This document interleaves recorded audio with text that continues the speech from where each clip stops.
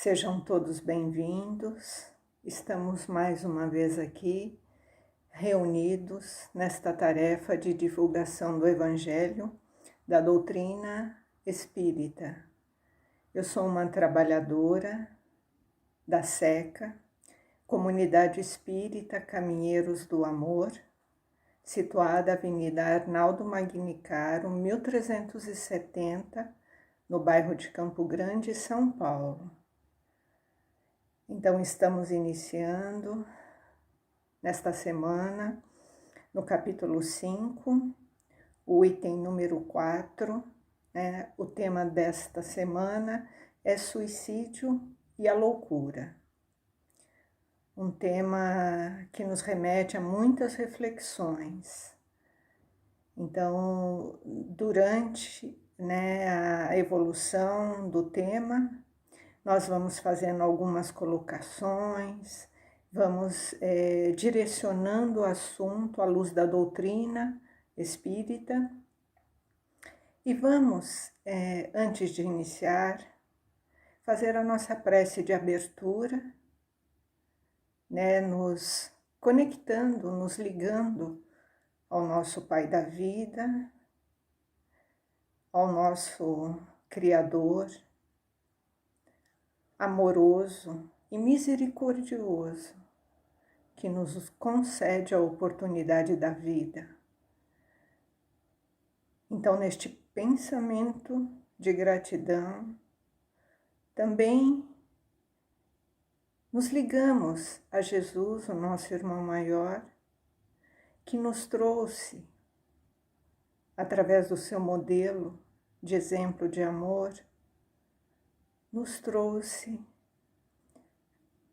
a forma, o direcionamento de como que devemos conduzir a nossa vida, os nossos compromissos, os nossos laços afetivos, como que nós devemos compartilhar com o nosso próximo.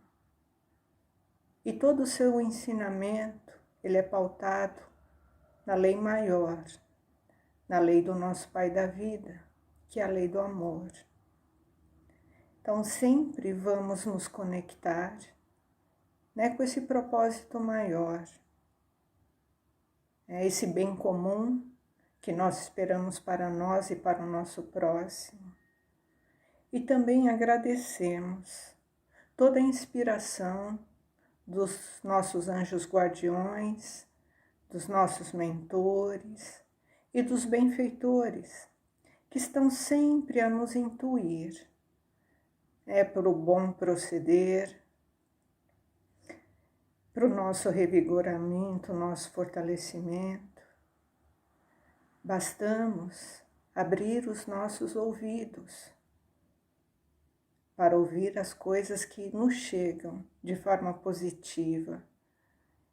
Então, temos que estar sempre atento para o alimento espiritual, pois é ele que nos conecta, com esses benfeitores, que vão estar sempre ali, nos intuindo, nos auxiliando, nos socorrendo no momento de dificuldade, de desafio. Então, neste pensamento harmonioso, vamos dar início ao tema desta semana. Que assim seja, graças a Deus. Então, primeiramente, nós vamos fazer a leitura do Evangelho. Estamos no capítulo 5 e o tema central deste capítulo, bem-aventurados os aflitos. Como foi dito nas semanas anteriores, cada tema é aqui a doutrina nos mostrando como que devemos conduzir, como que devemos nos posicionar diante das nossas aflições, seguindo o modelo de Jesus, os seus ensinamentos. Então, bem-aventurados os aflitos, que eles serão consolados, quer dizer, aqueles que sofrem, aqueles que passam né, pelos desafios, pelas dificuldades, né, de forma equilibrada, de forma que entendam, né, o que acontece e não se colocam como vítima ou fatalista, né, aqueles que conduzem sua vida, né, baseado no alimento espiritual. A possibilidade que nós temos de olhar, né, com olhos de ver para todos os desafios que enfrentamos no nosso dia a dia. E sabendo também que as aflições elas têm início em nós. Se não são as causas atuais das nossas aflições, elas têm uma causa anterior a essa existência. Então sabemos que todo sofrimento, que toda dor, ele tem uma causa justa. E diante disso, entendemos, né, que Deus é justo, Deus é bom, e Ele nos oferece a oportunidade de refazer, né, os caminhos equivocados que trilhamos em outras jornadas, ou mesmo nessa. Mas tenhamos a certeza, essas aflições, elas têm início em nós. Depois, né, o outro tema desse mesmo capítulo, o esquecimento do passado. Deus, na sua infinita bondade, nos oferece essa oportunidade nova, de uma nova existência. Esquecemos, né, tudo que ocorre nas existências anteriores, para que possamos começar, através do nosso livre-arbítrio, a imbuído de novas experiências, a tomar decisões mais assertivas, né, pautada já numa experiência anterior. Então, é um novo recomeço. Então, temos que esquecer, né, as coisas que fizemos de equívoco, né, os desafetos, os desamores, os erros, porque senão não teríamos condições de estarmos, né, de novo com aqueles nossos afins, a fim de fazermos as reparações. Então, Deus, na sua infinita bondade, nos concede, né, esse esquecimento do passado. Depois tivemos os motivos das resignações.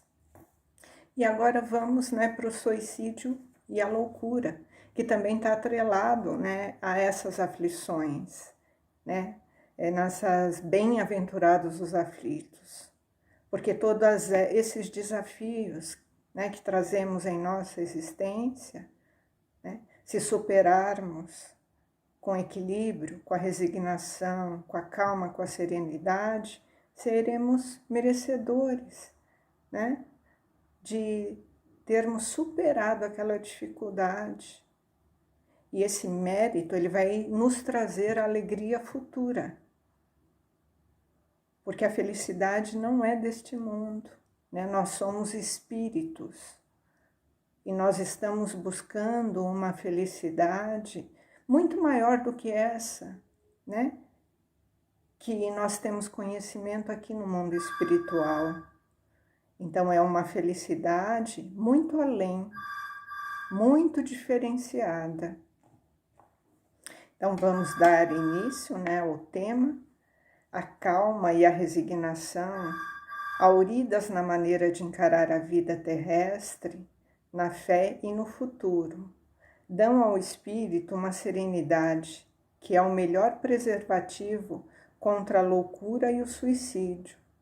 Com efeito, é certo que a maioria dos casos de loucura são devido à comoção produzida pelas vicissitudes que o homem não tem força de suportar.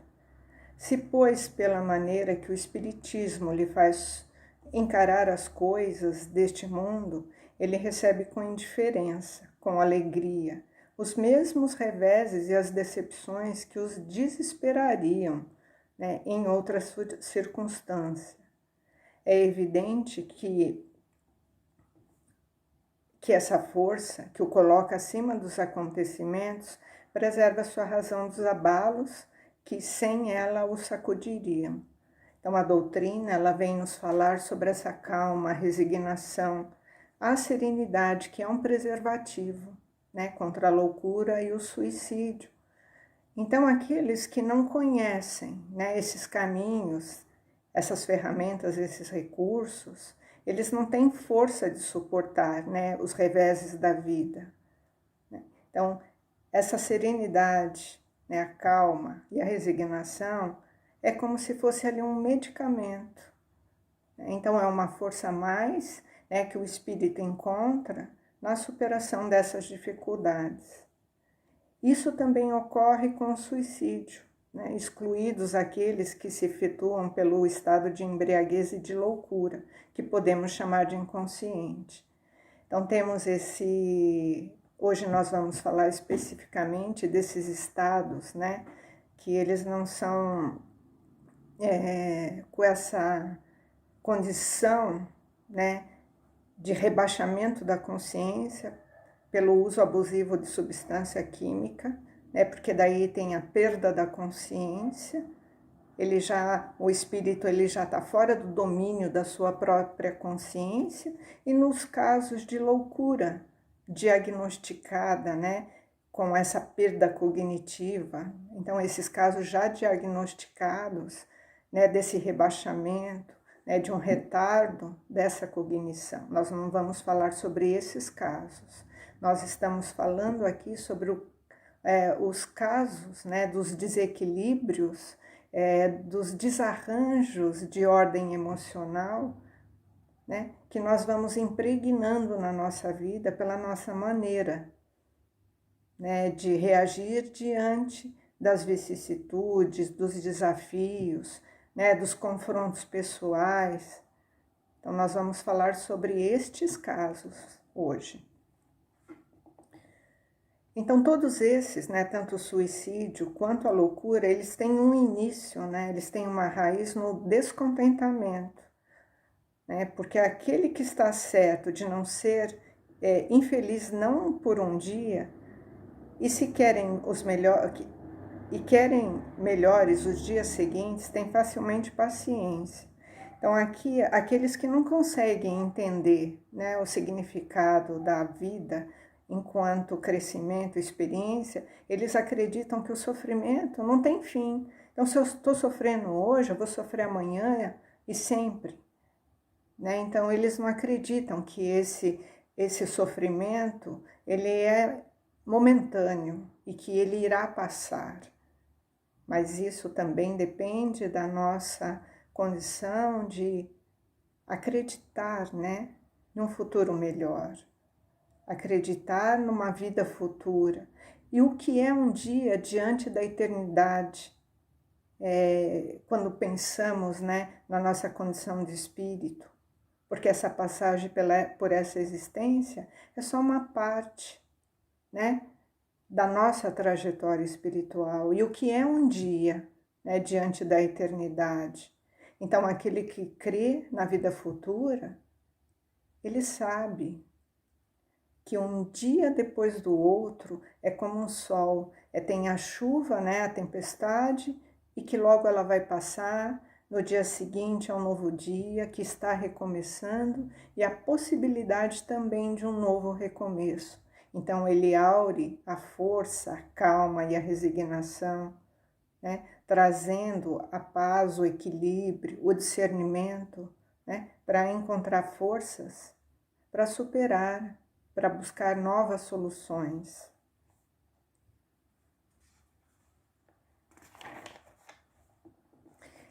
Então, a incredulidade, né, a simples dúvida sobre o futuro e as ideias materialistas, numa palavra, são os maiores excitantes ao suicídio.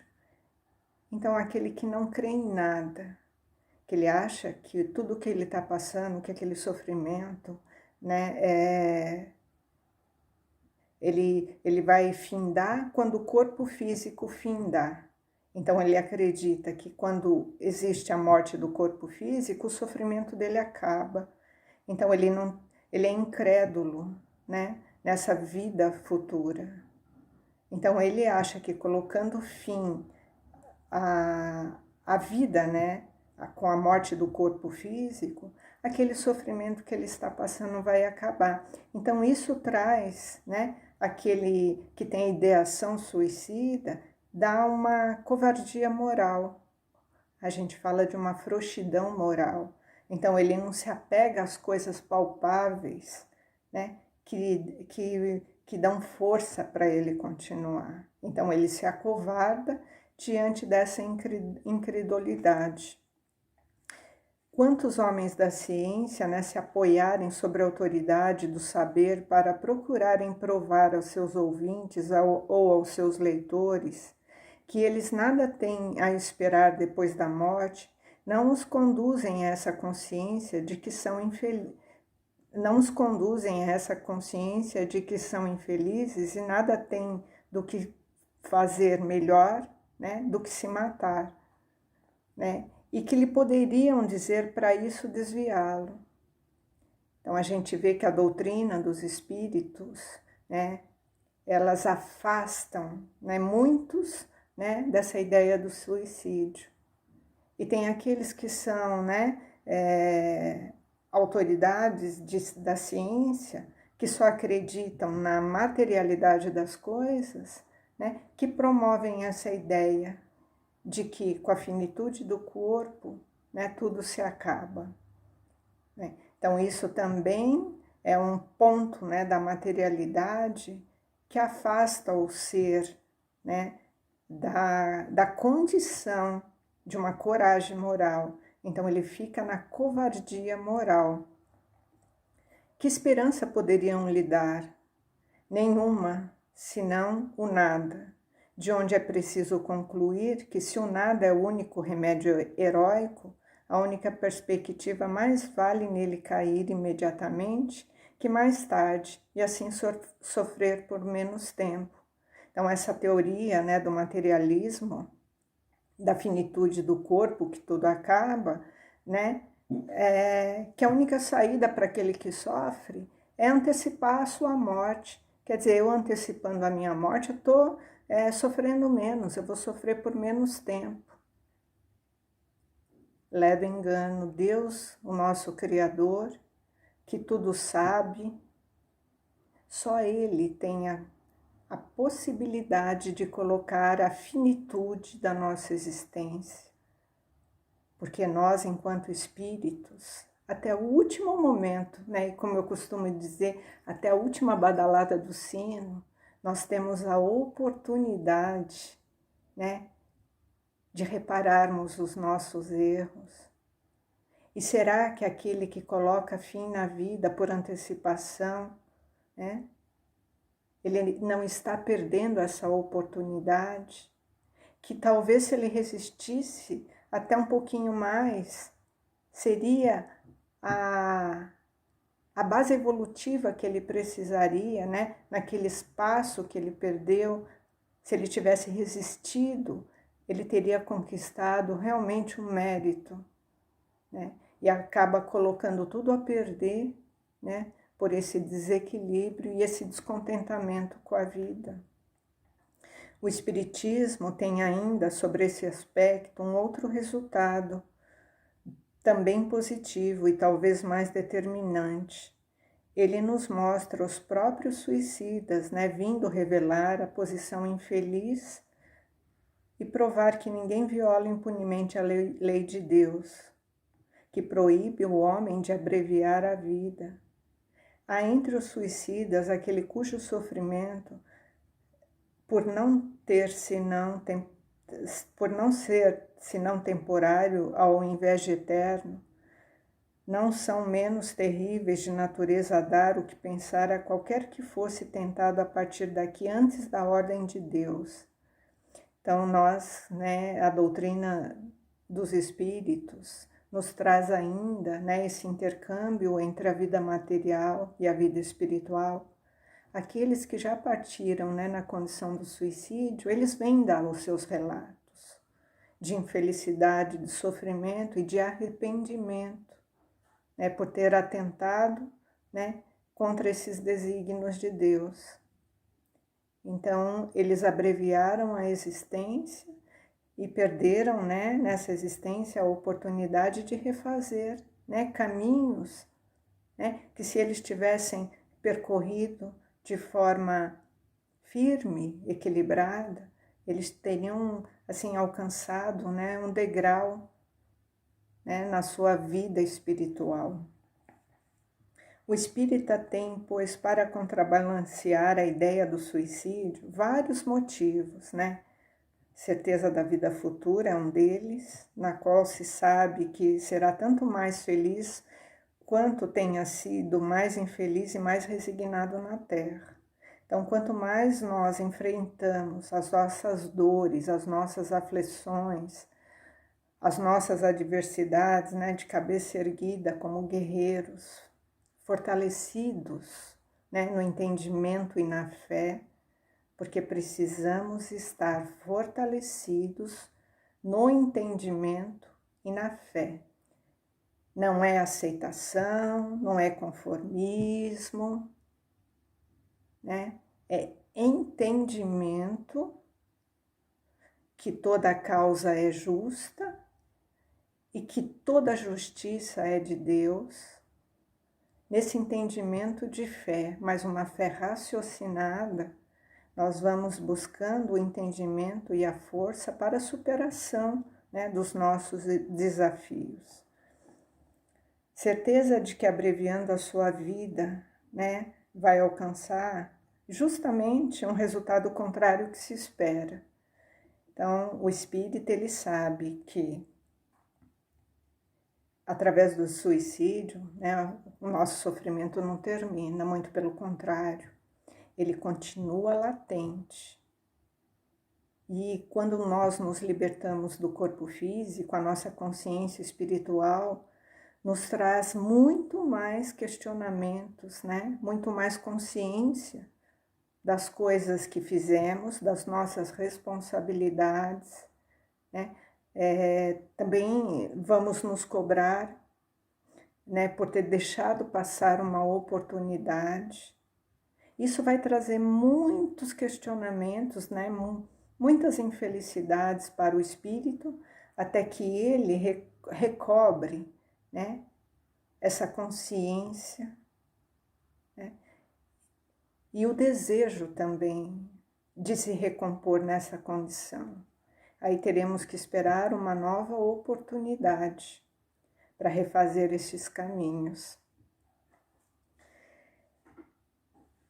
E aqueles que acreditam, né, que com o suicídio vão reencontrar os seres amados, né, os entes queridos, isso também é um engodo, né? A doutrina, ela vem nos esclarecer, né, que a condição do nosso desencarne não nos oferece a oportunidade de estarmos ali com aqueles que estão numa condição diferenciada. Que quando nós desencarnamos exatamente na condição que nós estávamos aqui, né, no plano material. Então, aquele que desencarna através do suicídio, ele desencarna num desequilíbrio.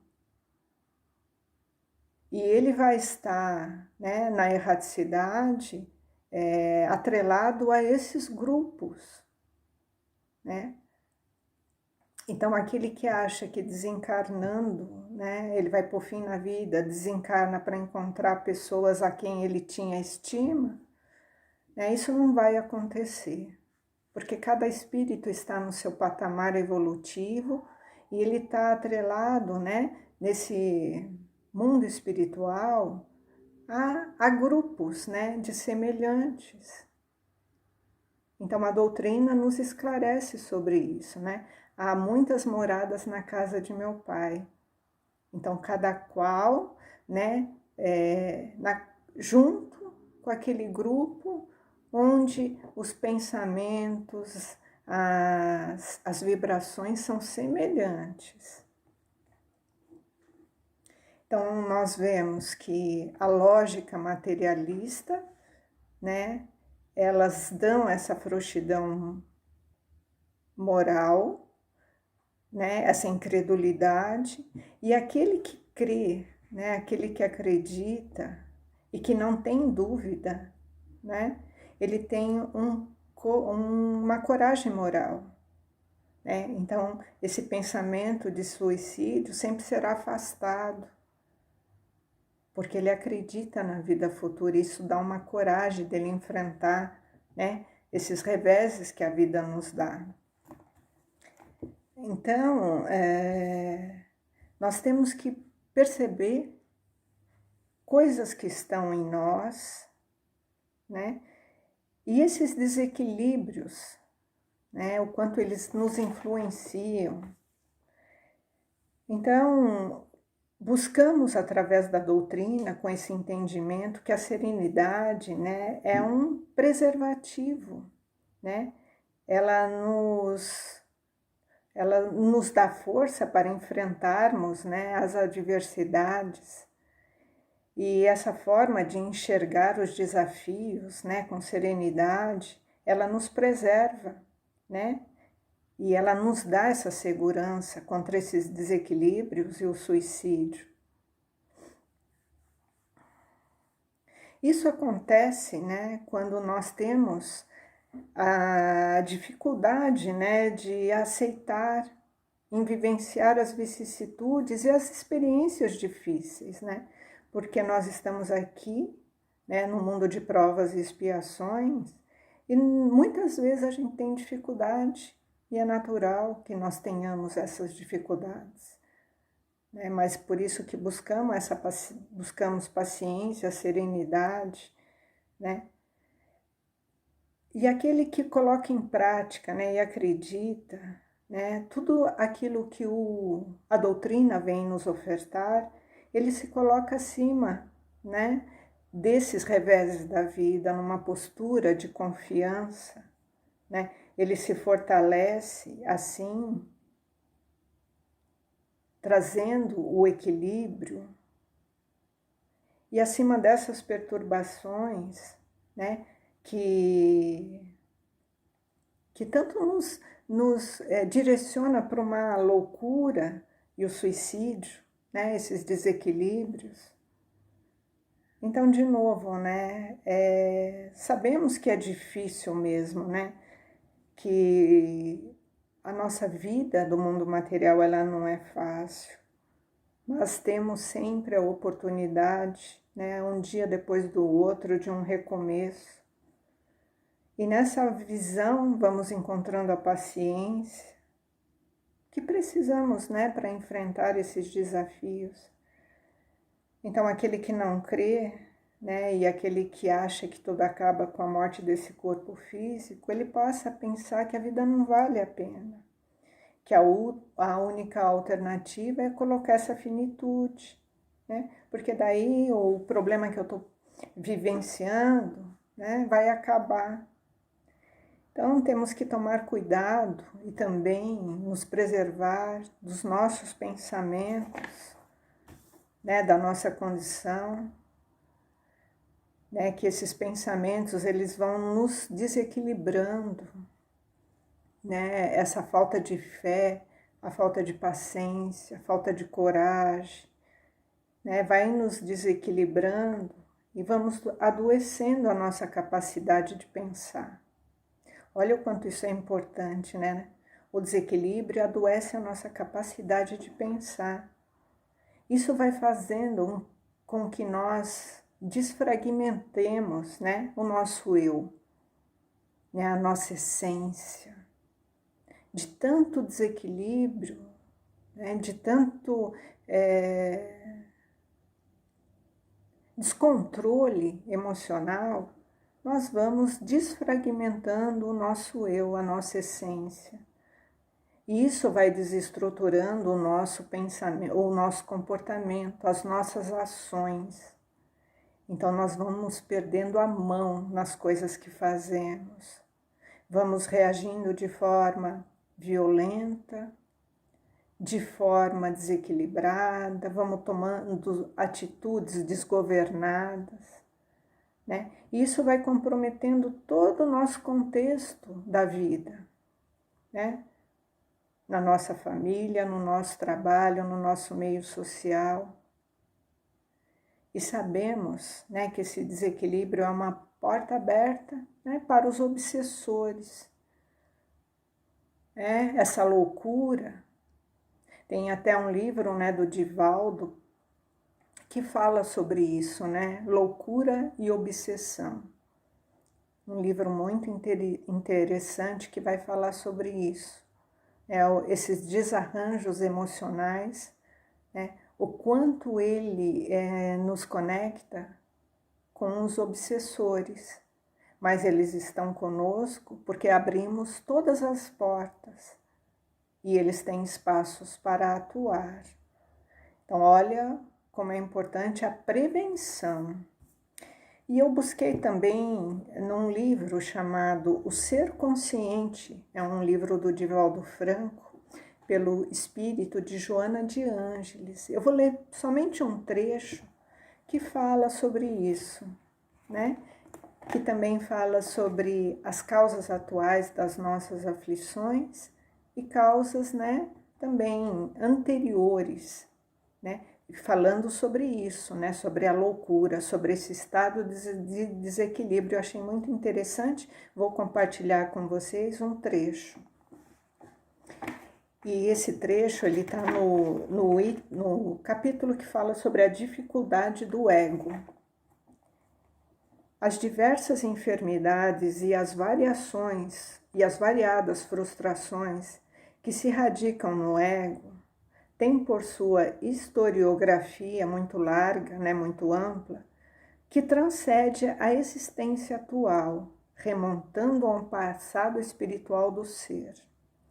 Então trazemos dentro de nós ainda coisas, situações que são inatas e que trazemos, né, que vão nos direcionar a uma situação também de culpa, de desequilíbrio, de dificuldade que nós temos, né, em relação à nossa consciência, em relação ao nosso comportamento, né? Então, Joana de Ângeles, ela vem falando sobre esse tema psicológico, né, espiritual. E é um livro muito interessante, né, O Ser Consciente. Né? Então, ela continua, vou ler mais um trechinho. Em casos, né, vitimado por conflitos rudes, né? Então, nós, enquanto estamos aqui, somos expostos, né, às vicissitudes, aos desafios, né? Nós vamos elaborando estados narcísicos, né? Olhando somente para nós, né?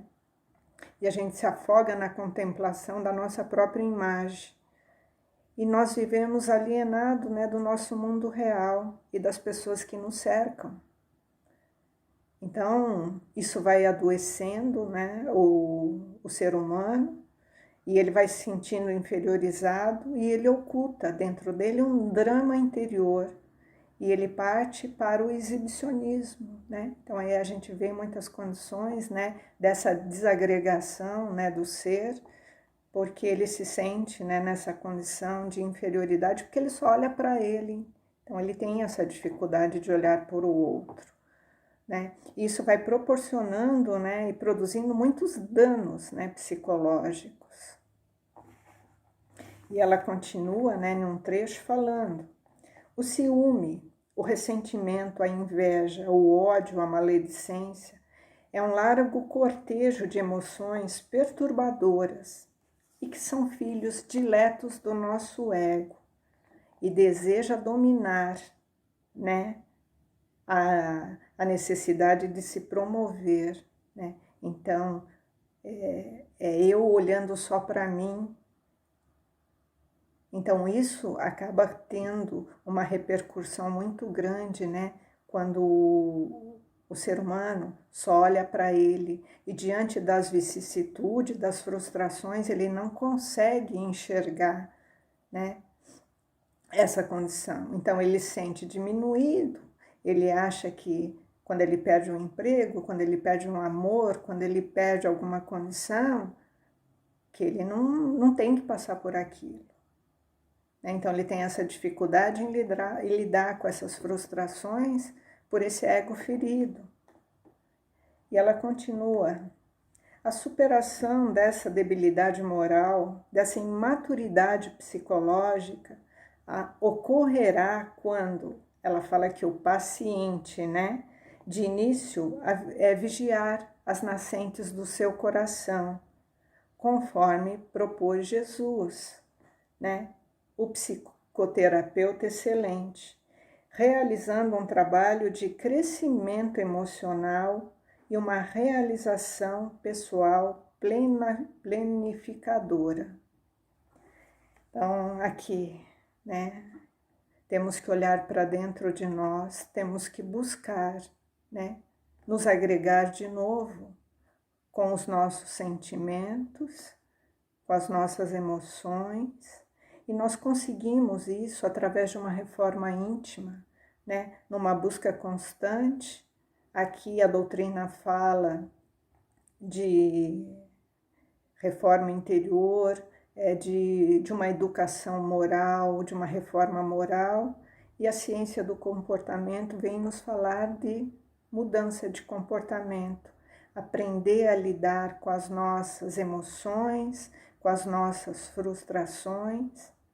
E a doutrina, baseada no tripé filosofia, ciência e religião, né, não refuta nada que a ciência nos traz de auxílio para buscar uma melhor condição de superação das dificuldades. Então, aquele que passa, né, por uma condição de desequilíbrio, busquem também na ciência médica, na ciência do comportamento, né, o recurso, os auxílios que temos hoje da medicação, da terapia, da psicologia, e buscamos também o terapeuta maior, que nos auxilia, né, nessa reforma interior, né, numa mudança de transformação moral, o Mestre Jesus. Que assim seja, graças a Deus.